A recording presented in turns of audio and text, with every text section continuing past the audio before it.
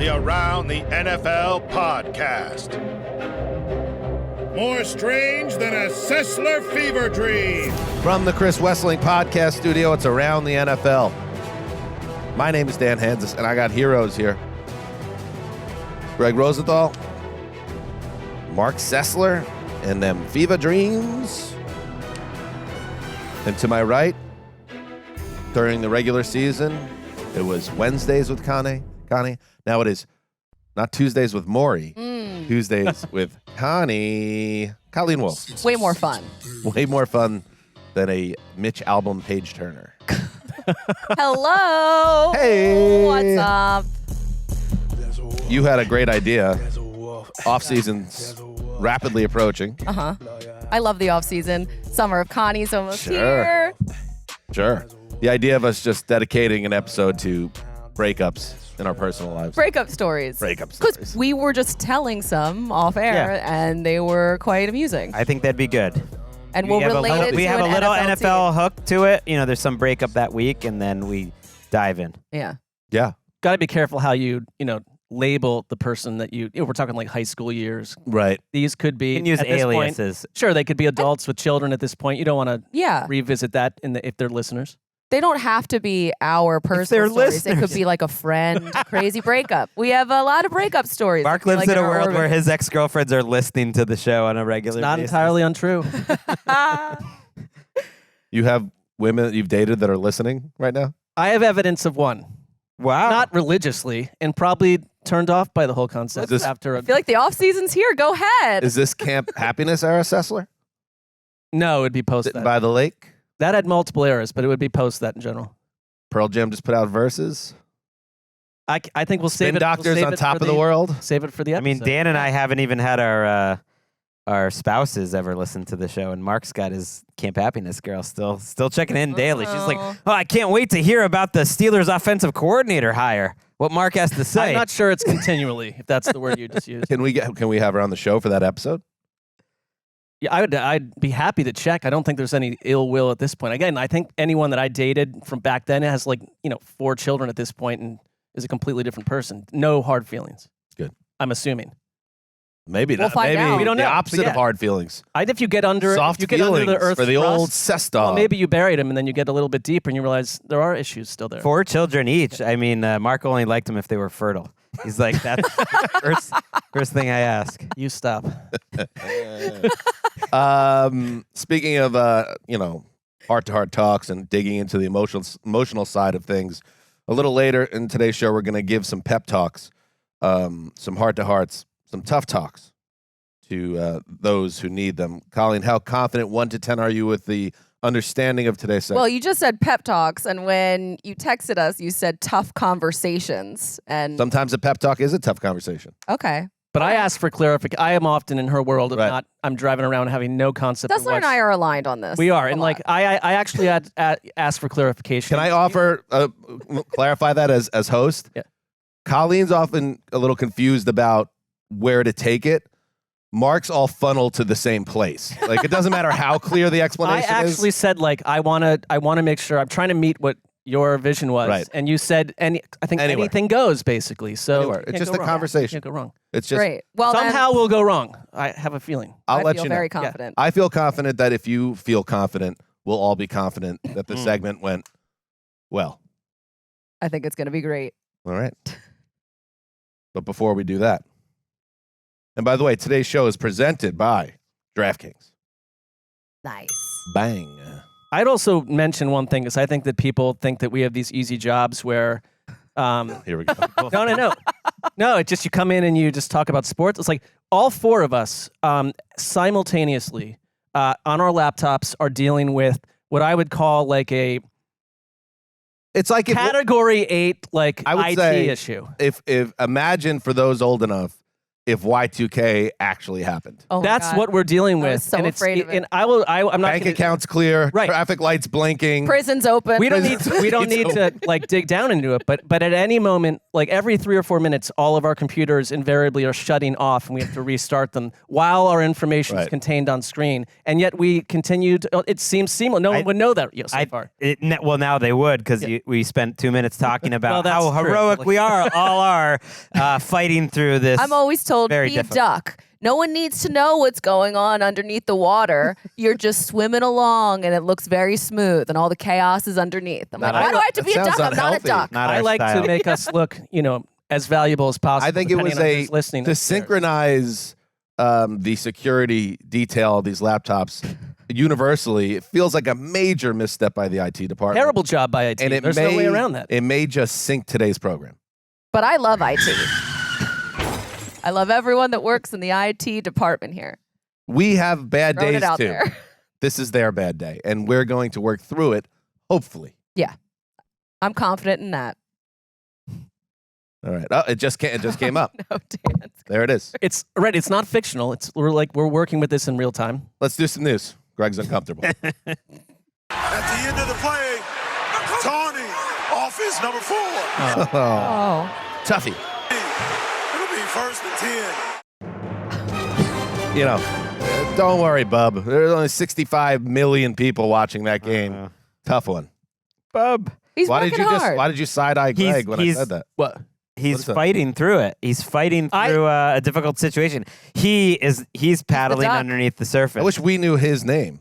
Well, it'd be very easy Yeah. to find that out. Cracked official voice. I mean, I think Crack. he could walk into a bar and Boys. knock like half the bar out NFL too. It's not like he was some wimp up there, which as he's John portrayed Smith. from a. John. Johnny Smith, hang in there, It's like bub. Peter Brady voice cracking, like on I mean, he was sick. He was sick. We've all been there. Let's try to avoid 1970s pop culture references. Mark.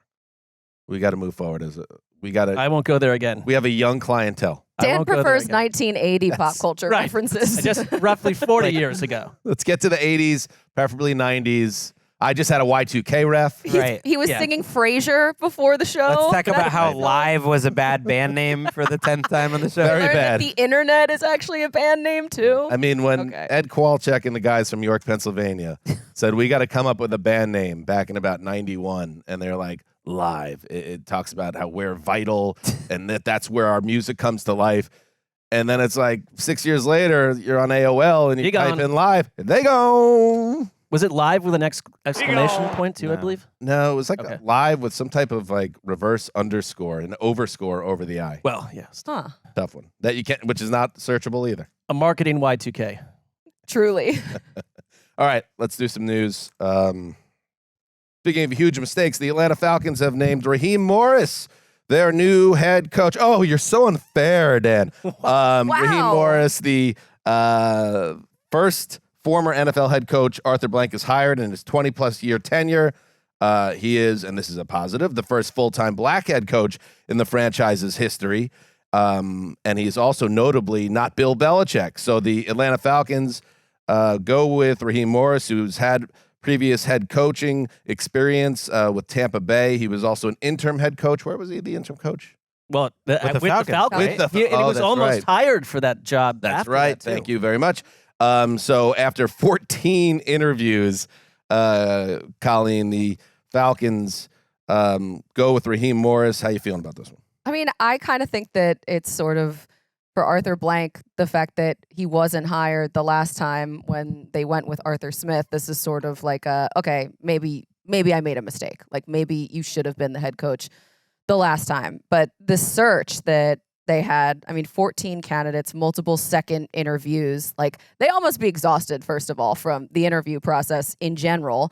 But it's kind of, I just think it's really interesting that they ended up bringing him back when he was on the coaching staff there from 2015 to 2020. Obviously, he's known as a defensive guy, but he's coached on both sides of the ball because in Atlanta, he was the wide receivers coach from 2016 to 2019. But it's a totally different roster at this point from when Raheem Morris was last there. Only 6 players remain from his last time there who are under contract for this upcoming season. And I think that it's kind of interesting, too, that both Morris and Terry Fontenot, the GM, will report directly to Blank. So they cut out Rich McKay, the CEO, and Blank said that McKay will no longer be involved in day-to-day football operations. So that almost reminds me of back when Chip Kelly came in as the Eagles head coach and Howie Roseman was like banished to a storage closet, essentially. And then The other side of the building, literally. Came back, rose from the ashes. But ultimately, the quarterback will dictate Raheem's success as the head coach there. Like Desmond Ridder and Taylor Heineke. Taylor Heineke's going to be a cap casualty. So whoever they end up bringing in is going to be the ultimate decider of what happens with Raheem Morris in his second chance as a head coach and his second chance with Atlanta. Will it be like a Baker Mayfield type because Baker and Raheem were together in LA if things don't work out with Baker in Tampa Bay? Since he's a free agent, will they bring in someone like Kirk Cousins or Russell Wilson? So I think that is the main thing to really watch. He's an entirely different I did it. That's all I got. human. Though. That's a lot. That was good. Look, he was one of the youngest head coaches in NFL history when he took that Bucs job. He was 33 years old. Remember the Youngry Bucks? It was 2000. Young and hungry. It was 2009. They went 10-6 in his second year with Josh Johnson as his quarterback. Did he win Coach of the Year? Josh Freeman, rather.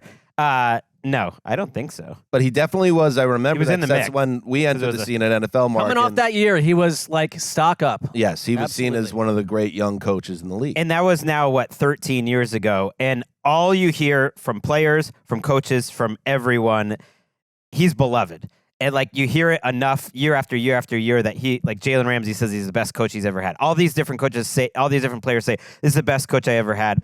And a lot of it is like leader of men. He has a better idea of how different organizations work. I think this is a great way to get your second job, that you had that much amount of time in between and you saw that many different sort of setups under Dan Quinn in Atlanta, under Sean McVay in Los Angeles, and the staff, I think that he sold them on also was probably a big part of that. Zach Robinson is offensive coordinator. He was a highly respected assistant in Los Angeles who is kind of seen as the next offensive guy from that tree, and he's very tight with Morris, and Morris sold them on like, he's going to come with me. He'll take this job instead of all the other ones, like the Patriots were hot after him, the Saints, all these other ones. And that's part of it. And then more than all that, like they know him. They know him and they like him. And so there's familiarity there that I think he had that the other 8 or 9 second interview candidates didn't have. Bill Belichick was never getting this job after he left the second interview and he wasn't hired. I think people have kind of been like, oh, I can't believe they didn't hire Belichick. I know you said that too, and I get that, but that decision was made 2 weeks ago because Belichick, like the second Belichick left that second interview and he wasn't the choice and they continued to interview, they clearly weren't hiring him. Like if you're hiring Bill Belichick, you just hire him. He came in with whatever he wanted the setup to be. They didn't agree with it for whatever reason. And so then out of the other 13 choices, to me, Morris makes a lot of sense. I think it was more of a Belichick saying probably like, I don't want to work with a Terry Fontenot. Well, we don't know. We don't know. There's the mystery around Belichick. We don't even know, like, all this talk around Belichick, like, he wants to make all the decisions, all this different stuff. We're all just kind of assuming that, and we don't know. I'd love to hear from Belichick. I know. But why we did hear a report from the Washington Post that he was planning to bring Patricia, Joe Judge, and possibly Josh McDaniels. Okay, so members of the staff, but I mean in terms of the day-to-day football operation. Yeah, I think it's just like Belichick basically not moving off of Belichick thinking. And that's fine. I'm not saying that, like, there was other people saying that Arthur Blank actually was pretty resolute on giving him a real chance and wanting to bring Belichick in. Oh yeah, I think they supposedly in November this was their plan. They've been working on Belichick for months, and something made them change their mind. But I don't think Morris is like this deep second place, because I was listening to Peter King, who had talked to a ton of people over years, and it was like he said that Raheem Morris, and he wasn't pumping him up, that if you ranked like coaches, in terms of the higher review that they got from people that work with him over years and years, that Raheem Morris was easy top 5, and that players were actually agitated when he left the Falcons the last time. That, to your point, like Greg, that's how he makes players feel. And so I do like the coach that doesn't just get hired like the next cycle after they get fired and they failed. It's like he has gone and done everything. If you're saying that Mike McCarthy went and had a 1 year away sojourn to learn about other ways to do things, like Morris has gone half of his career doing that, And I think it's a good fit because he fits in an organization that he already fit in. Well, let me just be clear. I don't think Raheem Morris is going to necessarily, I'm not saying he's a You're bad coming coach. from a Belichick angle. I'm just saying I find it difficult to wrap my head around, especially if it's true that Blank had circled Belichick months and months ago, that to change your mind and hire, yes, he's. But what would make you change your mind? I don't know. We don't know. The meeting, like, that sure, it doesn't but go at well. a certain point, listen, I'm looking at everything about this. The Yeah. fact that they spoke with 14 different people, the general trajectory of this organization since 28-3. And I can't give them the benefit of the doubt that they haven't galaxy brained their way into like an absurd decision. And maybe everyone else is right, because I know this is now the popular thinking. Bill is over the hill. Bill demands control. Bill is a guy that he comes in and nobody can work with him because he's a certain way. And maybe that is all true. Or maybe people are having the chance to hire Bill Belichick right now, and they've gotten their mind so wrapped around the negatives that they don't see what's right in front of them, which is the most successful head coach who has ever lived. That's all. And I feel bad because it was kind of a D move for me to be negative about Raheem when I set the story up.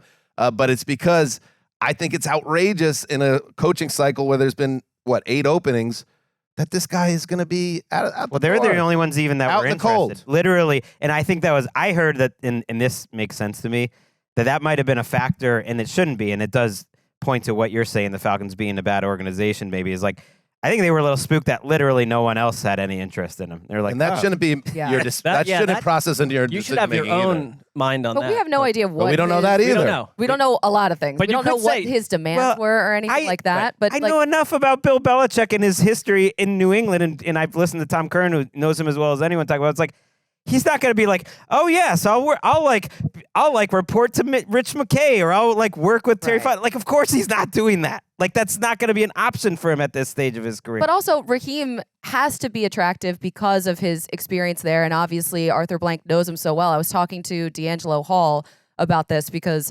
when D Hall was doing the morning show with me, Good Morning Football, and that was when let's see, what year was that when Raheem Morris was the interim head coach? Was that 2020? 2020. Yeah.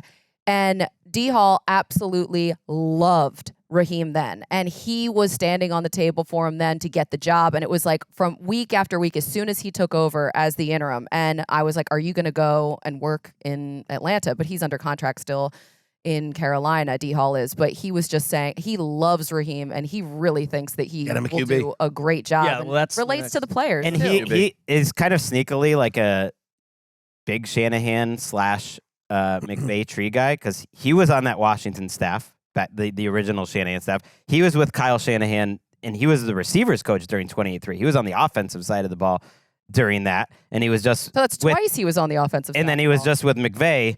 So he is from that tree that everyone's kind of going. And I heard the Rams pushed really hard too, saying like they loved him. They talked him up, and to their own detriment, because they lose Zach Robinson, and he's taking some more staff members from the Rams. They that do were get valuable two to them. third-round They do get that. compensatory picks. That does help.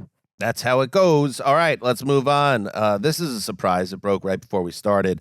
Ben Johnson is not leaving the Detroit Lions. The offensive coordinator informed the Seahawks and Commanders, those are the two teams that have yet to hire a coach, that he's staying in Detroit. That's from Tom Pelissero. And Seattle and Washington, as I said, they have those two vacancies. He was scheduled to meet with both clubs for interviews this week, but instead the 37-year-old will stay in Detroit. Mark, this is obviously a big lift for the Lions at a time where they could use some good news to keep that continuity with the offense. And also, I'll just say it, a risk for Ben Johnson, because you don't, year to year, especially as an OC, you never know how, your public perception could change. He was a very hot name this year. He'll probably be a hot name next year, but he chooses to stay home, and great news for the Lions. We have seen coaches who were high flyers and about to get hired make a philosophical choice to pass, stay where they are, and then their names fade. If the Lions were to crash and burn next season, like it's all about like hype and Kellen energy. Moore is an example. I mean, Kellen Moore, yes. At least he's getting jobs. Byron Leftwich supposedly turned down the Doug Peterson job in Jacksonville. He's literally not even in the league. Right. He doesn't I have think a job it can fade right now. fast. But Schefter Good had a one. nugget that Ben Johnson also was asking for a lot of money. That could also just be spin and PR and people saying things. But his asking price was very high. But I think if you're him and you look at the team that you're on right now and the way it's built, like the other wilderness you could be in is to go to a team and have like Geno Smith melt away, or go to Washington and pick the wrong quarterback, and then you're in a terrible situation and everyone's pointing fingers at you. You can stay like the center of the party. If you go to Detroit, they go back to the playoffs, and you got a chance at 8 other teams next year. That's what I was trying to say Yeah. in our conversation with Cynthia on Thursday when we were talking about Canales. Like, if you really believe in your abilities, I'm not saying this is what happened with him, but it's okay to pass on a job opening like the one in Carolina, which is very dicey. If you want something that is more suited for you or feels like a better landing spot, Canales takes an obvious risk with Carolina. Ben Johnson is going the other route. Yeah, Dave Canales, huh? You're doing good with the Canales. Canales. I mean, this is now, the second time that Ben Johnson has turned down potential head coaching opportunities. We don't know, if he would have gotten these jobs or not, but since he's staying, that's such a boon for Dan Campbell now that he doesn't have to go out and find someone else to be a creative play caller that knows these players, that had this success. And it just feels like if they're able to keep this in place and go far again, then Ben Johnson has even more of a leg to stand on with these head coaching opportunities. So I just think it speaks volumes of the culture in Detroit too, of what they've been able to build. And for Ben Johnson to see when he started with Detroit, because he's seen it really dark there. He's seen dark times and he's seen the turnaround. And to your point, Dan, to go to a place that he would have to do that again. That's not easy. That's not an easy thing to turn around, to change people's mindset and to go to another toxic place and to make it a winning atmosphere. That's not easy. And not every 37-year-old is maybe inside, measuring where they're at, ready to do this. I know that everyone is getting hired at younger. Right. I talked to Ian one time and he talked about a certain head coach candidate reached out saying I like that people see me this way, but I feel like I need more experience. And it's that's like Raheem Morris the first time. He's talked about it. He wasn't really ready for it. And I think it's awesome because I just like the idea that someone in this society essentially can decide there are more things that are more important than money. I think he's making a personal choice that I don't know if it's about readiness. I don't know anything like that. To me, it's I have this situation that I truly love, that we're trying to accomplish something special, that I've been here for 5 years, that I know this is great. And whatever is going to be next in my career is going to be next in my career. But man, this is amazing right now. And I want to do it even more, even if I'm going to make less money this year. I'm not freaking going poor. I have more than enough money to live off and then some. And I'm confident in myself, too, if you're Ben Johnson, that there should be opportunities in the future, whatever they were going to be. And I'm going to just do this because that gives me a higher standard of living and what matters more to me. And that's happiness that. Imagine if they do get to the Super Bowl next year. And if they don't, he's going to have coordinator jobs and he's going to have more money than anyone should possibly have in the world for the rest of his life anyways. Right. And if the Chargers who have Justin Herbert, or, if the Bengals and Joe Burrow, there was an opening, he probably would take the jump. But maybe Cowboys, Eagles next year. Who knows what's going to happen. Part of this is, I like it. I like Ben Johnson knows he should still be in the catbird seat next year. He should be. Just never know. Aaron Glenn is interviewing for that Washington job, by the way. Still. Good luck, Aaron. And Washington said they were surprised, according to Adam Schefter. So they were not expecting. Speaking of Kellen Moore, he, formerly of the Cowboys and the Chargers, is now the offensive coordinator of the Eagles. So he joins that coaching staff. Also, this happened a couple days ago. Vic Fangio, after a rocky 1-year tenure in Miami, lands in Philadelphia. So you got Moore and Fangio and Connie with the Eagles here. They made the decision to stick with your boy, Sirianni, and they've now surrounded him with very probably expensive and successful coordinators. So that was the move. They reinforced, let's say, the foundation around Sirianni, which I kind of get. Makes sense. Yeah, it's almost like Sirianni is giving Brandon Staley vibes in this situation because Kellen Moore goes there, and it's like, was this sort of a forced move on Sirianni by Howie Roseman, Jeffrey Lurie? He probably doesn't have a lot of leverage in the organization right now. Howie, mother. So, I mean, the Eagles have wanted more for a while, though. Like, they interviewed him to be the head coach in 2021 and then went with Sirianni instead. And now that they're bringing in more to work under Sirianni, that's why it just feels like this is sort of an arranged marriage and that Sirianni is on an even shorter leash. And, I mean, frankly, a lot of people thought that he wasn't even going to be in Philadelphia again, despite his record, despite going to the Super Bowl last year. I think I like the move just because with Sirianni, they never used motions or shifts and they never really mixed up the offense that way. And that's what Kellen Moore does. That's what he's good at. The knock on Moore is that he doesn't really run the ball. So that was sort of the issue at a lot of times last year in Philadelphia. So we'll have to see how that goes. But Moore's offenses have traditionally handled the blitz really well. That was another area that the Eagles offense were lacking in. If it goes well, though, Kellen Moore, I guess, will probably end up getting head coaching opportunities because that would mean that they would keep Sirianni if things do work out and they have success. So it's just sort of an interesting play. It reminds me a ton of when they moved Howie to the other side of the building. Yeah. Because it all seems... It doesn't even seem. It's clearly a Jeff Lurie thing. I don't even think it's I mean, it's the two of them working together. They're the two most powerful guys in the building. But I think Jeff Lurie was convinced by Sirianni, like, we're going to keep you, but it's not going to be your offense anymore. We want to update and modernize, and fresh so ideas. we want you to run the whole thing, but you're going to do it with guys that are unfamiliar to, because it's not his offense anymore. It is now out of his tree, and it does seem a little awkward having two great interim head coaching candidates right on the roster. But it's a prove-it year for Kellen Moore, too. I'm sure he would have gotten a different job in this cycle. There's still a lot of coordinator jobs open.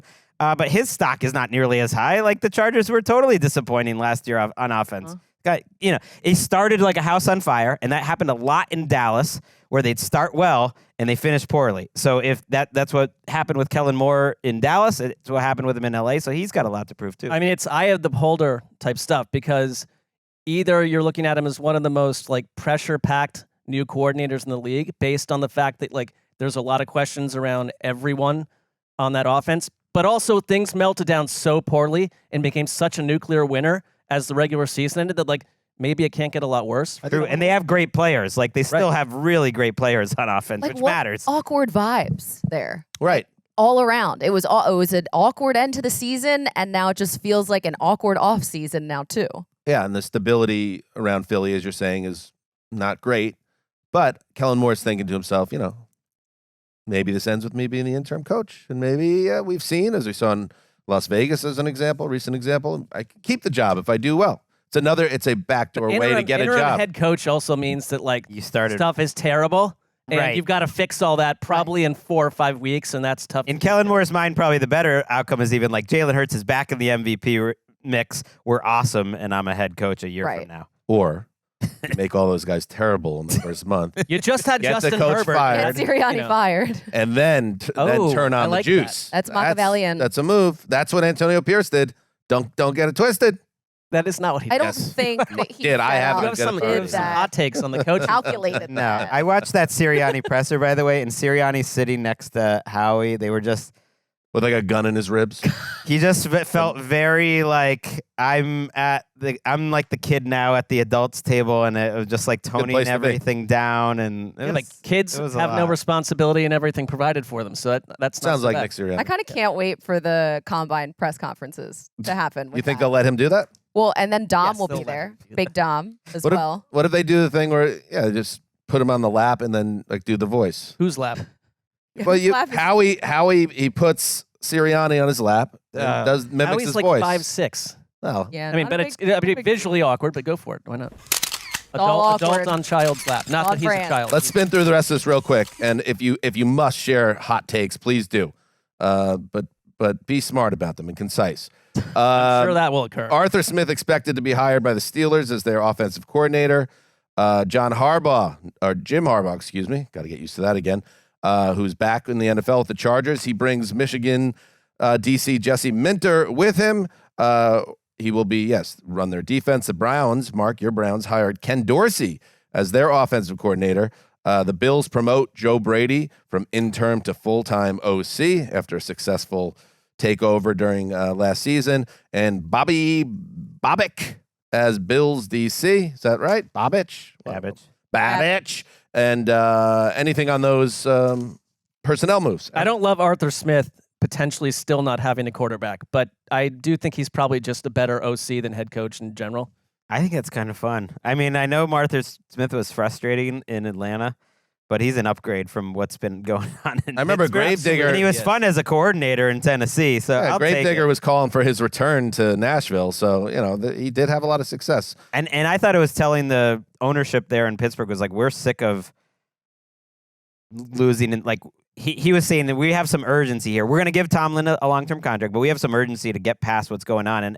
And by that I read like, we're going to bring in, they might be doing a little bit more of a Jeffrey Lurie thing where they're bringing in some people from the outside after hearing from Tomlin over and over. It's like, we're going to do how we're going to do. Tomlin, I think, is being made to maybe open up the kimono. This makes me worried for George Pickens because like Arthur Smith never utilized his top guys. Like that was always He did a nice job with A.J. Brown, though, I thought. Yeah. But you're right. Like there's some residual concern just based There was on something the about Falcons him, car crash we like watched. in the press conferences where like being a head coach, it did seem too stressful for him, and maybe it all like impacted like that. He fits well as a coordinator. Maybe I could see that. it impacted his ability to get increasingly frustrated by the so aspects of the stressed. job. I hate that for him. Man, if you put Kirk Cousins in Pittsburgh and gave him Arthur Smith, I'd I mean, the adore that. Steelers are cooking with Adore grease.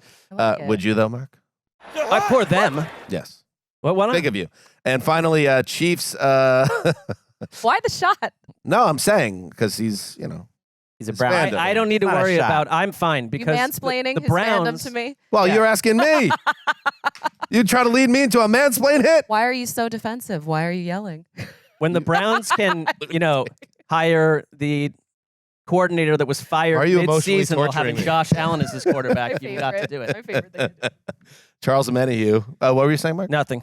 I was being I don't care. He was manipulated taking by some shots Colleen. at Ken Dorsey. I I'm like not having taking two a shot at Ken convos. That Dorsey. one, It's just like well, talk it's about for- a low octane hire. but it's for Stefanski. So these like Babbage under Sean McDermott. What does that really matter? He's the Babbage. defensive. when you hire an coordinator. OC and it gets shoved into the speed round, I think it says everything. But he's not calling the plays. Like Stefanski is that. Greg, is I that do dude. understand that. I know. but So I'm just saying it's a like low octane hire. yes. I do understand that he's not calling. People do love themselves some Jesse Minter. And Are we still talking about I these do. now? No, because Does anyone Concise, remember I what thought I we were said? supposed No, to we be don't. Does anyone concise. we care do not. about Of course we do not. anything? I don't. no. All right, go ahead, Greg. Let's He- talk about Jesse Minter now. For Well, 5 because minutes. like Let's get those takes that need to be out there. Go Jim- ahead. imagine if you were a Chargers fan, you Oh, would want to hear no. it. If I was a Jets fan, I'd love to hear it. We played that book as well. Go ahead. Go ahead. You're still mad about her saying you were sensitive? She gaslit me so easily. You emotionally manipulated sorry. me. I'm so On a string. We're accused of mansplaining. I That's just never a wanted to come positive. in and cause a little chaos, and You're the Joker. I am. You're welcome. Go ahead, Greg. Go ahead. When you The don't last- have time to prepare, you have to go chaos. I do understand that, Exactly. Colleen. The last DC that Jim Harbaugh found in Michigan was Mike McDonald, who we knew nothing about and came to the NFL and was the best defensive coach in the league almost immediately. And everyone says this about Minter, too. So there is something about Harbaugh that he develops coaches very well, and he needs a good defensive coach. Well, So Minter was also with the Ravens, so his Right, brother so helped it's like- find him. there's something about these Huh. Harbaughs. They know what to do. Anything? I'm What was your trying- Dorsey comment? I don't need to go back to that place. I'm trying to He said it comply twice. He with said it your, twice. I think your orderly and sensible request that we. I'm just Put a trying lid to on get it to for the once. second part of the show, and Colleen is on a time crunch.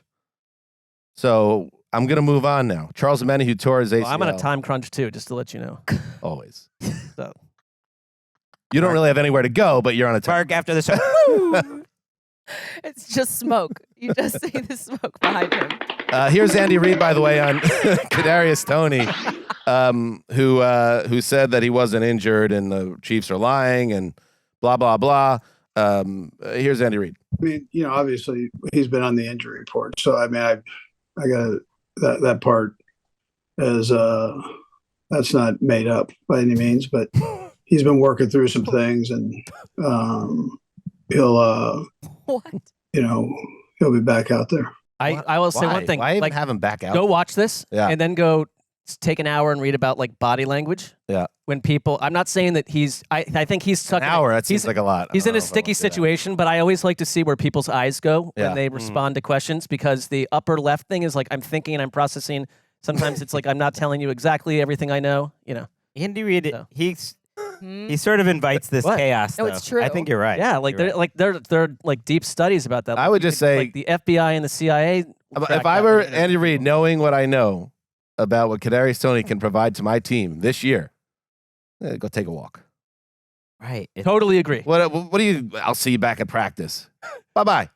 And I know he made big plays in the Super Bowl last year, but this ain't last year. It's a little It's strange. been a nightmare for them. But they invite that. That is the Chiefs. It sort of gets lost in the shuffle. No one brings in more what in the draft would be called character concerns than the Chiefs. Literally, Omanahu, who tore his ACL and is going to miss the Super Bowl now and was a really good starter for, wasn't available because he was arrested for domestic battery and assault earlier this year. Like, that's the type of players that the Chiefs very often bring in, and then things come with it.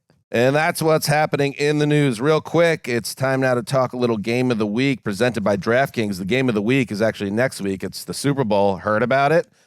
So let's take a look at where we're at in the desert land on this one. The spread sitting right now at 1.5, the Tic Tac zone, as Bill Simmons is known to say. 1.5 calorie in a Tic Tac. It's funny. Over under is 47.5. All right, Greg, when you look at this, Money line -20 for the Niners. And I've listened to a lot of Simmons over the years. 120. I've never once heard that. -120 for the Niners. Yeah. If you were to pick one of these game props, what would you go with? Give me all the Pachecos. 68.5 rushing yards. More. 16.5 rushing attempts. More. 90.5 total receiving rushing yards. More. How about Pacheco plus 3,000 for MVP? I'm just saying, like, if you think the Chiefs are going to win, can't you imagine this 49ers defense, which has been bad week after week after week, stopping the run, that, like, they give up, like, 200 yards and Pacheco just goes nuts? Get your wallets out unless you work for this company. How do you beat the Niners? You got to keep that offense off the field. Right. Run the football. I like that. And that man runs like he bites people, Connie. It's my favorite descriptor of him. Chomp. So good. All right, let's take a break. And when we get back, pep talks for those who need them. Some hard conversations. Oh, no. Difficult ones. All right, welcome back. I just got another prompt for a security update. I've learned how to navigate around it this point. Tell me. Help me. Well, Okay, after the not on show, later on. I think you need to handle this and just bite the bullet. I tried it. I already connected That's with true. IT. I'd bring this So issue. you might to- gonna have Probably to have try to again. physically go. I'm going to have to go. I did that too. Empty. I'd stalls. bring the issue to Ooh. Las Vegas with you and see maneuver around it all. But you said you have a workaround. That's good. In the moment, yeah, but it's not content for the show. Do you want to go on a trip together, hand in hand to IT afterwards? I don't have time. What's going on? Where you I don't know. I have something else. I'll come in when it's the dead zone before the show. What do you have going on after the show? Got a packed schedule. Quick, come up with something. It's just so much I can't even Dentist, begin doctor, to tell. psychiatrist. All right, here we go. Let's get to it. Not all wrong. Pep talks for those who need them. Colleen, you are in therapy yourself, as Always, you've shared proudly. with the show. Suzanne. It is perfectly healthy for the mind and body. So It's all connected. now what you can do is take what you've learned in that realm Yeah. and use that on someone in the NFL who could use it. Okay. So, Okay. go ahead. All right. Well, I don't love having tough conversations. This is not my favorite thing to do. I avoid conflict at every possible turn. But eventually, Although it's kind of nice what you did with Dan a little earlier. That was fun. Well, it bubbles up and you I react. right, Yeah. exactly. But there comes a point where like the bill comes due and you have to face these things. You have to, in order to get through something, you need to go straight through and process it. There's no way you can get around it. And when you have a long history with someone or something, that makes it really difficult because a lot of times being familiar and having a habit, like it's something that you go back to doing all the time, but that doesn't necessarily mean that it's good for you or it's positive. It's just familiar. So a lot of times you have to break the cycle and you have to break that. And I just, I don't love change, but change is necessary for growth. I feel like I'm in the office with you and Suzanne right now. I feel like I should have been a psychologist, but whatever. So I really do appreciate the time that I had with this thing. But now it's time to move on. And we need to stop using Roman numerals. I love this. I'm so done with Roman numerals. I learned them in grade school, and I never needed them again until I started working at the NFL. And it would just be random bits of copy that I wouldn't know were coming. And a producer would hand me a piece of paper or just say, read the prompter, or it's in the script, just read it. And which I hate because I don't like to just read something cold that someone else wrote that I don't know what I'm saying. That's not my vibe. That's not what I do. I don't ever have someone else write stuff for me. I write all my own stuff. And I would never use a Roman numeral for someone that's reading something cold live on the air. When was the last time that you guys even used a Roman numeral? Like, we're not using Latin. Like, there's no other, like, if you're listening to a football game, it's not like they would speak Latin for the penalties. I took Latin in high school. What? Why? Big waist. Yeah, exactly. It's an easy grade. The Roman numerals need to Rushmore? stop. And I thought Super Bowl 50 was going to be the turning point because it was the first time that they didn't use a Roman numeral for the Super Bowl. Right. And sure, it looks nice with, like, when you're using a lot of X's and V's and I's. But, there just comes a time to move on. And I think that time is now. And we need to drop the Roman numerals from society. Wow. I think it's it's marketing gold. Because it got back when it was like XX and like even a child was like Super Bowl 20. But now where it's like my mind is scrambled. We aren't a Roman culture. We're not harking back to something that came from deep like Our origins are in some way, I mean, especially the idea of but the arena and the gladiators of the sport. That's fair, but like I'd say like our Actually, culture you're comes right. from every culture at this point. So that like we're like Melting pot, if you will. such a nod to Rome. Like my thing is bigger. Like when it got to 50. And you're making me do 56 or 58, and then I'm trying to remember what Super Bowl it was. Like, I literally can't remember the Super Bowl from 4 years ago because it's been put through the Roman number machine. I'm and with like, you. No, it shouldn't have an L in it. Like, an L is for loss. So I don't did like see that on either. the lower third this week It's also for love. on NFL Network, they used the number on a graphic. It was like during They did? one of the shows during like the day. Maybe it was Insiders, and I was like, maybe they're starting to hear you because I'm with you. Progress. This needs to change. It was a marketing gimmick when NFL was not popular at all, and it was going to be this big thing, AFL versus NFL, and no one cared. People watched a little bit on TV, like literally no one even showed up for the game, and they're just trying to get some pop into it, make it a gladiator. They played it in the Coliseum. I think that was all connected. And so they put the one, and now forget it. Any research there, or just connecting dots? I on like that what one? he said. I've read this is from America's Game, Michael McCambridge. Yes, But I'm saying, is that where the Roman numerals because they played at the Coliseum? that I don't know, but it would make sense. The more that they were trying to pump it up into this big thing because people weren't really into the AFL. People weren't that into professional football, but they definitely weren't into the AFL. And there was this new thing, and everyone thought, well, who cares about this game? The NFL championship already happened. They sort of saw this as like a preseason game that's being played after, Right. So they gave it a little more heft, but I don't know if that's Which is why, what happened in Super Bowl III with Namath was so important because when the AFL beat the NFL, it legitimized that league, and then they came together. Absolutely. Now, that's it. I think I've probably done a similar monologue on the show. I kind of hazily remember it years ago. But About now Roman numerals? about banning Roman numerals. But now I'm back on the other side. I think it's tradition. And and point here's counterpoint. Whoa. and here's the other thing. We had the chance, as we pointed out. They went with the number 50 for San Francisco, and that was a huge to-do. The celebration around the 50th anniversary. The year after that, and the next few years after that, were horrendous, borderline embarrassing. To use L1, Li, just looked to the eye. If they had the chance to move and they didn't, guess what? We're not going to get 100 we're not going to get the number back until 100. And are we even going to be alive? That the next time you see 100, a number next to a Super Bowl, that's the bigger concern. That is probably when it's going to happen. I will say, unlikely would be the answer, but possible. The other in professional wrestling, WrestleMania almost certainly took it after the Super Bowl, and they used Roman numerals up to 30 before they decided it doesn't really work anymore. So, especially wrestling fans don't operate in that mode mentally. I'd say. Why do you say that? I don't know why I said that, but but in general, whenever you can follow the path of Vince McMahon, you do. Right. I mean, I think we could all agree in terms of a intellectual and moral compass. So, was that a point counterpoint? Like, was that also your presentation? oh yeah, but yours is. I get what you're saying. That was a tough talk. But who was it to? Was the marketing arm of the league, or what?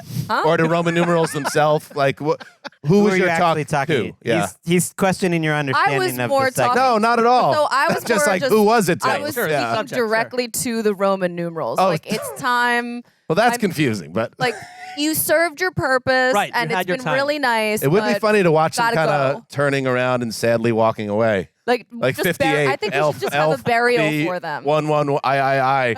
Like just walking away, sulking into Gotta go. around the bend, never to be seen again. And then all proud, like 58, the number walks in and takes its spot. Like, Oh boy. that would be cool. Well, she brought it up. No, did. I like it. She turned it into talking to the actual numerals. Yeah. So if we're gonna humanize them, Now I can't stop picturing. all right. Can I talk? Since we brought on, can I talk to Bill? Please. Yeah. Oh yeah. I think you need to. Which is weird that I'm even doing this because obviously I have a complicated relationship with the man personally in terms of my fandom and the history and everything around the Patriots. And but I feel like this guy needs a little pick me up because Bub, you're a legend.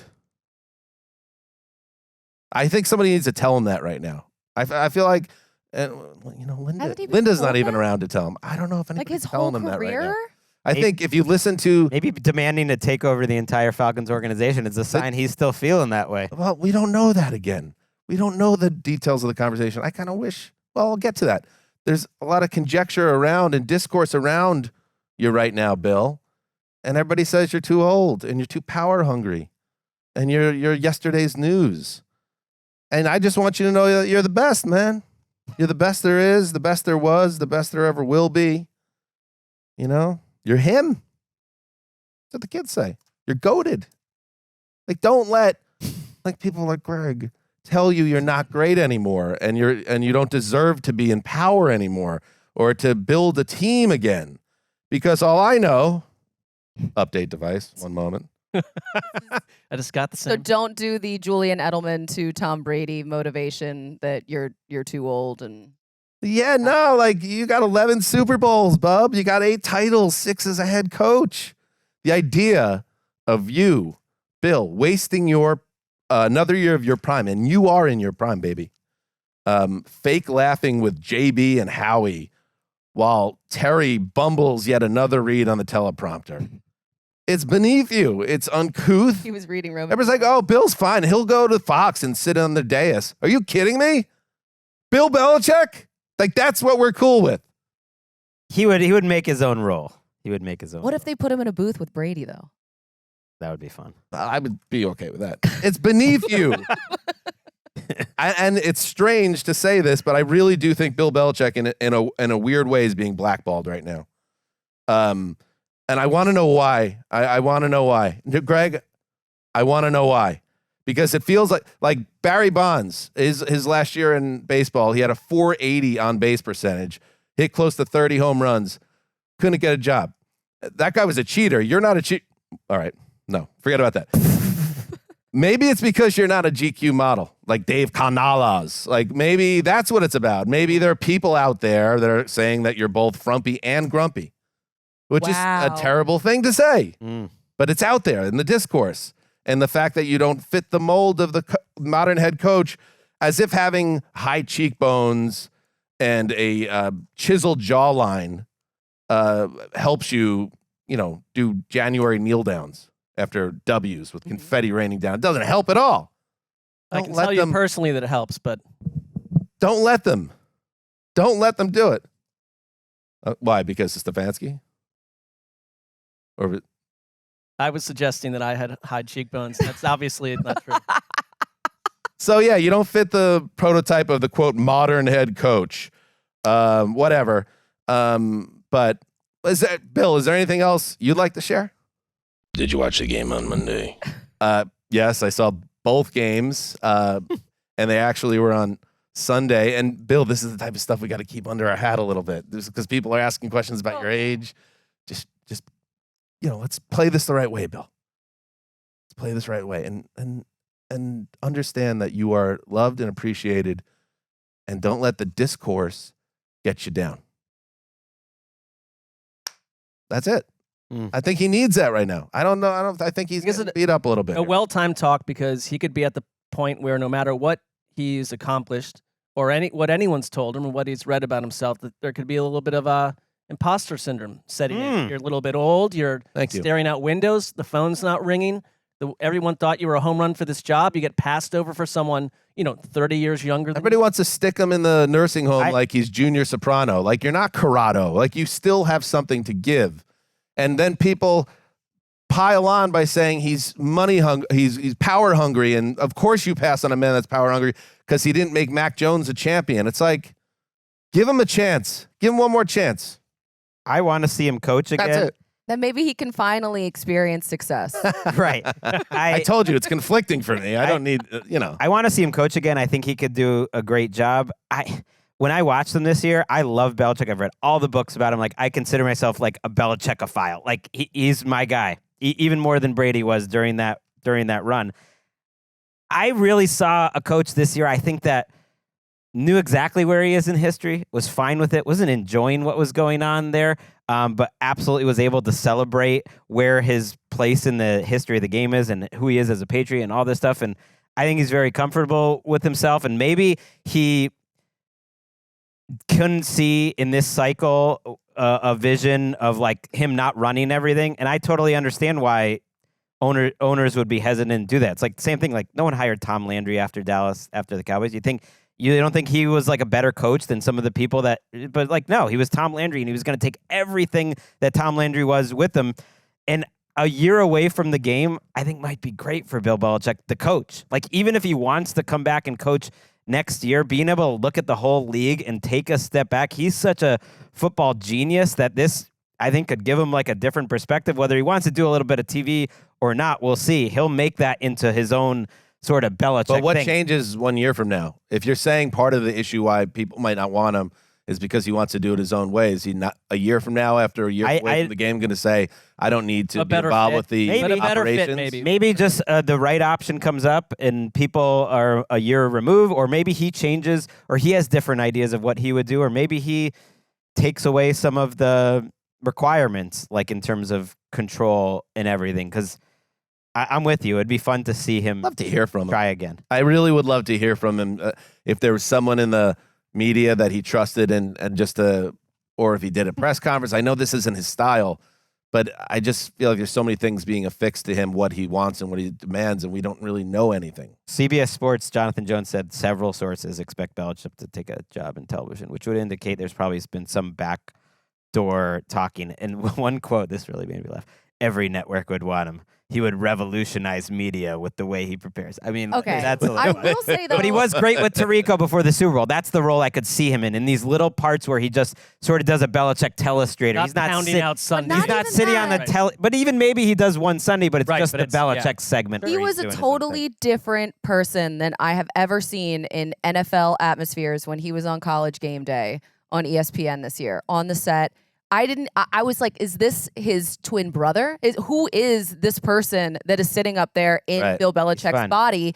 He was smiling. He was laughing. He was making jokes. He was all in. Like they were giving him stuff to do and he was buying in. He was yes-anding everything. Like he looked like he was happy and he was in his element doing that. Now, maybe he's happy when he's on the sidelines in New England when it doesn't look like it. Maybe he's happy on the inside, but this really looked like he was glowing in that role. And I liked that for him. I liked him there. Like it just seemed right for him. Brady and Belichick in the Fox booth together. Right? That'd be awesome. Probably, maybe it wouldn't be, but it'd be fun to see. You would have to. I'd watch put it. Who's the play-by-play guy you put with him? Let's put it together right now. Well, Al. I mean, Well, Burkhardt. not Al. Oh. Nah, leave. I don't know. Greg Kevin Olsen should not be demoted on any level, but that's Give me this a old topic. crusty booth of Al, Belichick, and Brady. Let's go. Give me a couple of years because I love this is that. only a year, by the way. I think he's going back into coaching eventually. I think, but But in the booth too, like that, I think that role, seeing him in that role would be so interesting because a lot of people haven't even seen him in like the happy, I'm relaxed, I'm here to just hang out and talk about football and I love it role, let alone calling a game role. I mean, we get right back into the world of like which one or the other is lifting each other up and making them look better in front of the public. Like, I don't know if I need That's true. I can't really. I do like imagine the- them working together. I do like the Too much. old Travolta movie Wild Hogs vibe of putting Al, Tom, and Bill in the booth and be like, "Hey, everyone thinks you're done. All three of you. Al, you're washed. God. Bill, you have no personality and nobody likes you. Tom, like you're not cut out for this. You don't deserve a Needed number one a year booth. off to even prepare for You're it. no Greg Olsen. And you're no Gregg, and then letting them revolutionize the sport of or the broadcasting business. All right, Greg, Wild Hog 'em. All right. We probably only have so much time, right? We're doing this once.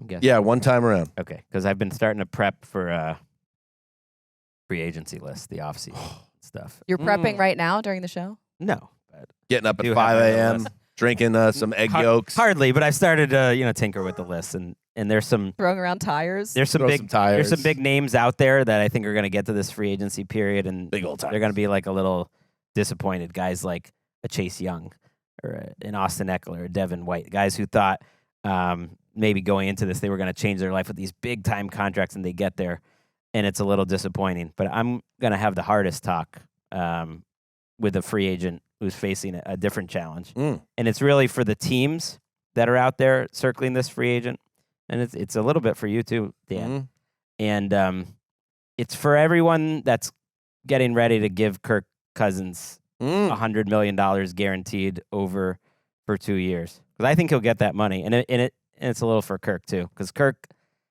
the history of 36-year-old quarterbacks coming off a torn Achilles tear, expected to save a franchise, Yeah.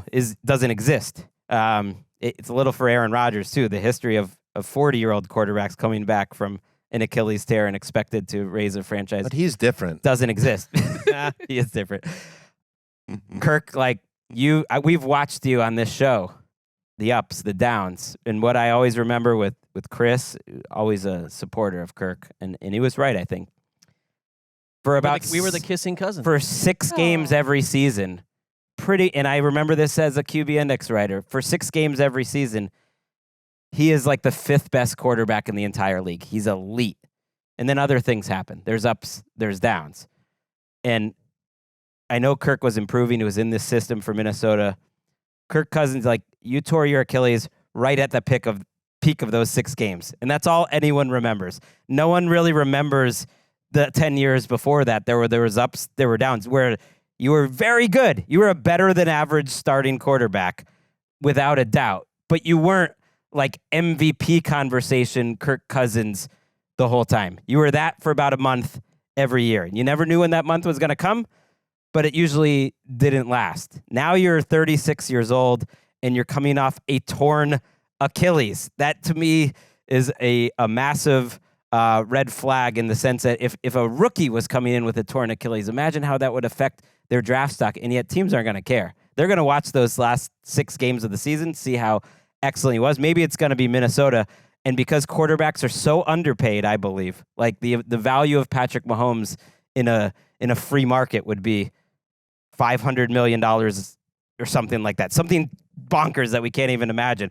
That Kirk is going to get all this money, because it's very rare that these quarterbacks are actually available. But I think you got to have a hard conversation with yourself, Kirk, of who you're going to be coming back, and teams who you expect him to be when he comes back, before you pay him more money. And he's probably going to cost more money than Justin Herbert and all these guys on a year-to-year basis. So you're not suggesting that Cousins pull back the reins and say, I don't need as much No, money. take what you You're get. talking What to are you the gonna team. do? You're talking to the team. Yes, so. but just Okay, like the Falcons. Don't necessarily believe that you're going to come in and you're going to be at that level that you were at before. There's nothing he can do. He But doesn't strike me as someone with, like, drenched in hubris to begin with. No, like, but expectation-wise, I just feel like everyone saying, okay, let's slot in Kirk Cousins, and he's that guy when he's either joining a new team or he's coming off a torn Achilles. It's just a lot to ask. Yeah, new team, or maybe not. New team, new offense, new expectations, all that stuff. But he's no stranger to being doubted himself, whether it was in Washington or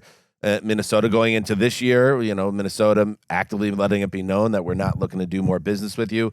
And then he went out and was playing maybe the best ball of his career before the injury. I think he's a little different than Aaron Rodgers because he is, 4 or 5 years younger. Even Testaverde, who had an Achilles, came back, wasn't the same. He was, I think, 37 or 38 by that point. He's not a guy that's known for being an explosive athlete to start with. He's, part of a dying breed almost of a pocket passer.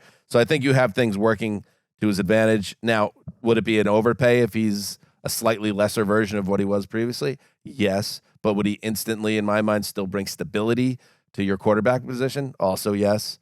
There's some buyer beware, but I would live with it if I were a team that, if I had Kenny Pickett and Mitch Trubisky and Mason Rudolph in house, to use that Steelers example again, or Desmond Ridder or Sam Howell, he's not. And like a 2-year deal we're talking about here. You're not signing away like the rest of time. I guess it would depend on what his market is, but yeah, 2-3 year deal.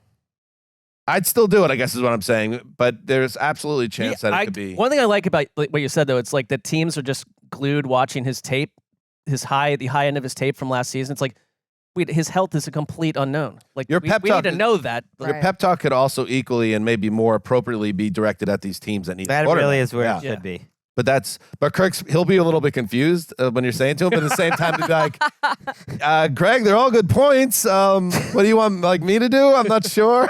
I have played the Colleen. hardest. I played the Colleen role of not really understanding the assignment. Thank you. But it's good. It's interesting. Did it well. So he's an unrestricted free agent. He is. Is he number one? He's not going to be number one. As a quarterback, I would think I would have built in, and if the value, in terms of, I have a hard time with Josh. I don't know. I guess I haven't fully decided. When does this list come out?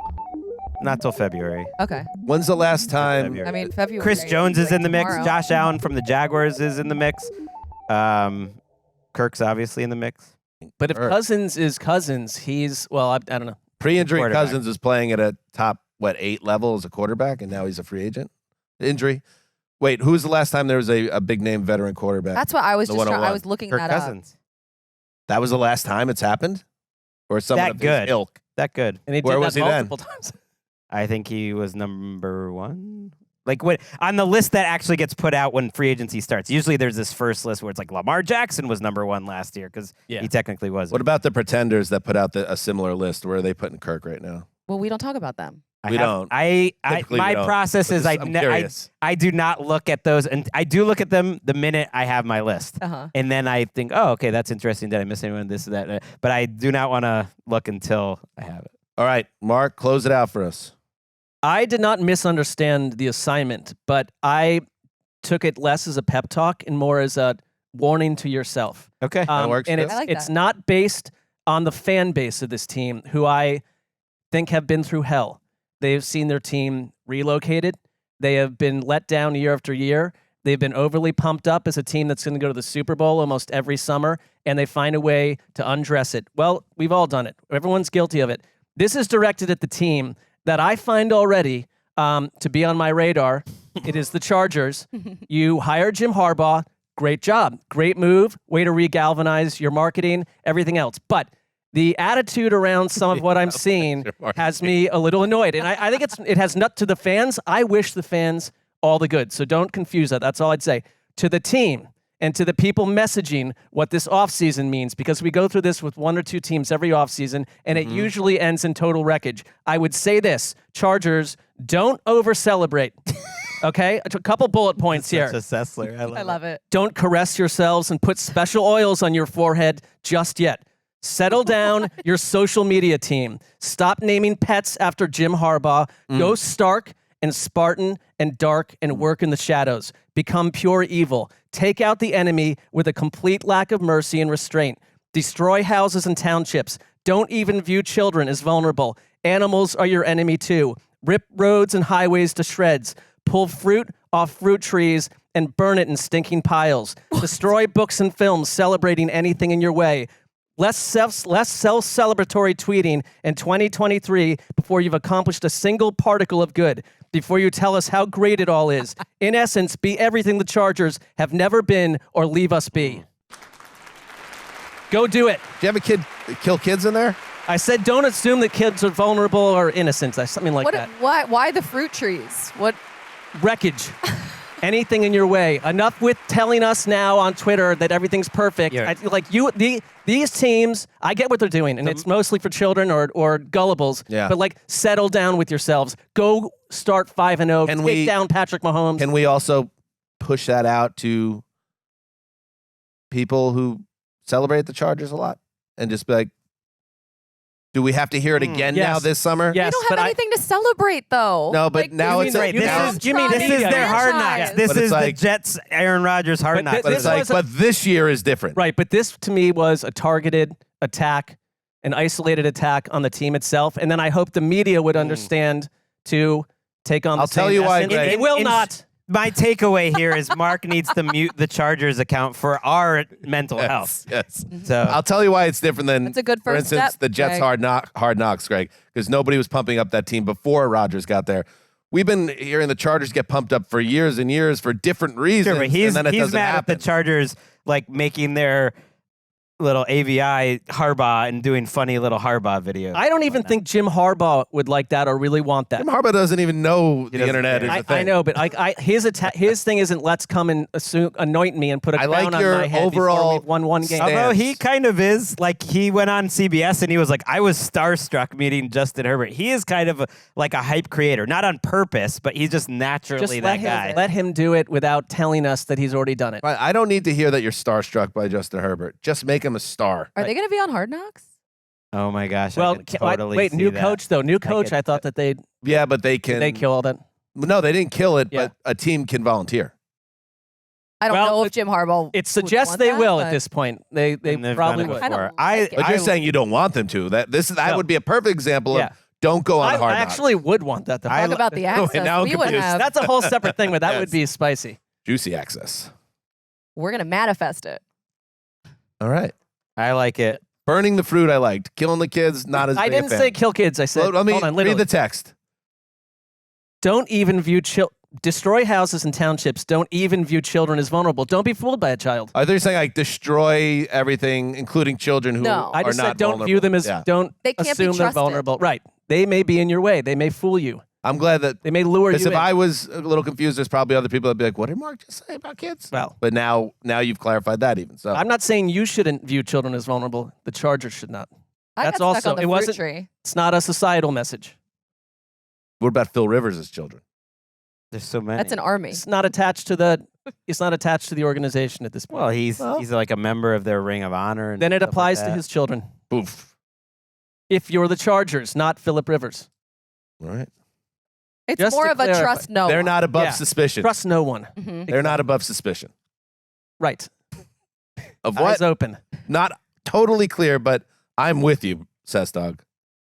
Thank you. Oh, Mostly. again, huh? Got another update. All right. Here's the situation. By the way, voting closed on that award overseas, Well. and they're announcing a winner on Thursday. Oh, wow. did you guys vote for yourselves or no? No, No, of course not. no, that's You have to give them an email. uncouth. It was one of those things. And I'll tell you this, Mark. I know you're resolute as a person. Stand by it. If we do not win that award, you will not have Dan and Mark on the show.